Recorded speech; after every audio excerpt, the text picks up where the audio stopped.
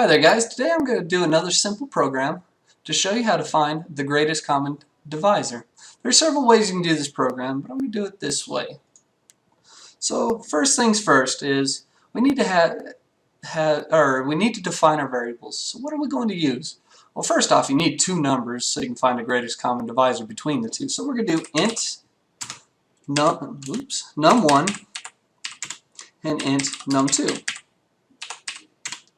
What else are we going to need? Well, we're going to need a divisor of some sort. So we're going to do int div, standard for divisor, and that's all the variables we need. However, we still need to import our scanner to have our user tell us what integers he wants to find the GCD of. So let's go ahead and do scanner input equals new scanner system in. Okay, there we go. Wish I would cut that out. There we go.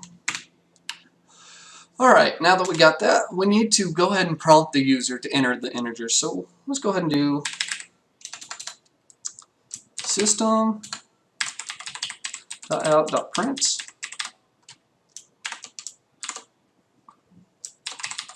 enter in your first integer.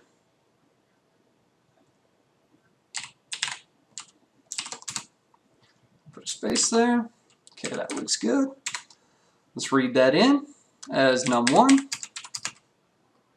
So num1 equals input dot next int. There we go.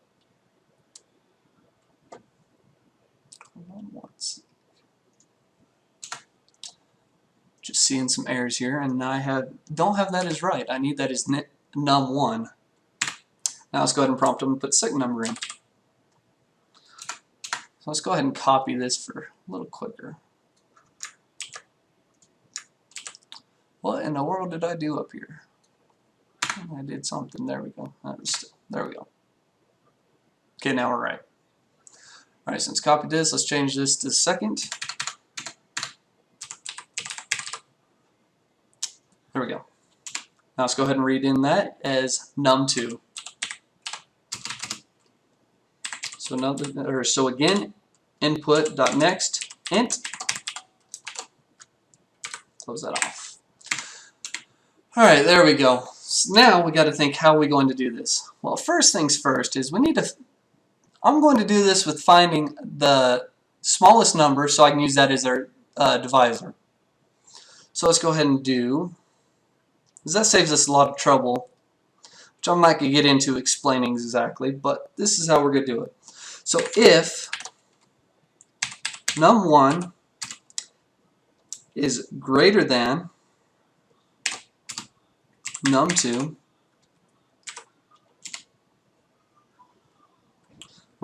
and I'm not going to use brackets here because I'm only doing one statement, so it's going to pull the first statement underneath it. So div equals num2. Simply put, I guess I will explain it. Simply put, the reason we're looking for the smaller of the two and putting it as the divisor is we want to see if that smaller one goes into the bigger one, because that will be our greatest common divisor if it does. If it doesn't, we still need more work. So now that we got that, we're going to do our else statement. Let's spell else right this time. And let's go ahead and do the same thing. But this time, if we're getting to this statement, it means num1 was not greater than num2. So we're going to go ahead and store num1 there. Okay, there we go. Now that we got that, we need to go ahead and do our loop so we can keep working on it till we find the GCD. So we're going to use a while loop. And we need to think of what our condition is going to be. Well, for this condition, it's a little tricky, but we're going to use a remainder operator because that tells us whether that number was divisible by it or not if it equals 0. So first, we're going to do num1, remainder operator, and div. We want to stay in this statement if it's not divisible because we're still looking. So it cannot equal 1. If it equals 1, then we know we found it. However, there's a little more to it than just that.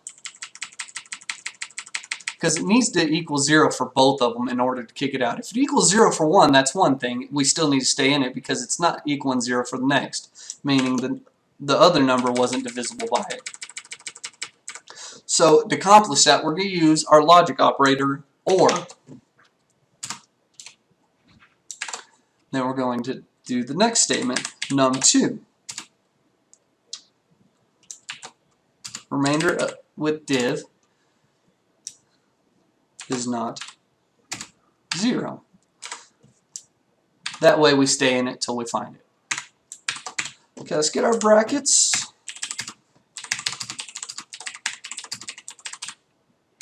Alright, there we go. Now that we're in here, the only thing, it's real simple. We're already doing all our operation up here to see whether it's divisible or not. So being that we have the lowest number, or which one of these is the lowest that we're using for div, we're going to keep counting down until we find it. So all we're going to do is div minus minus. Keep counting down until we find it. Eventually we're going to find it. So for this example, let's go ahead and do 10 and 15.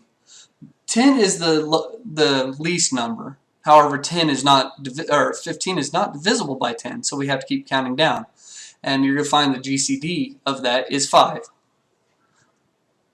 And let's make sure this program discovers that. So we're going to do the first one, let's do 10. Second number, let's do 15. So now it has both numbers. Now let's see what it does. Oh, sorry. I forgot to print the results back out. So I'm going to use another printf since I love my printfs.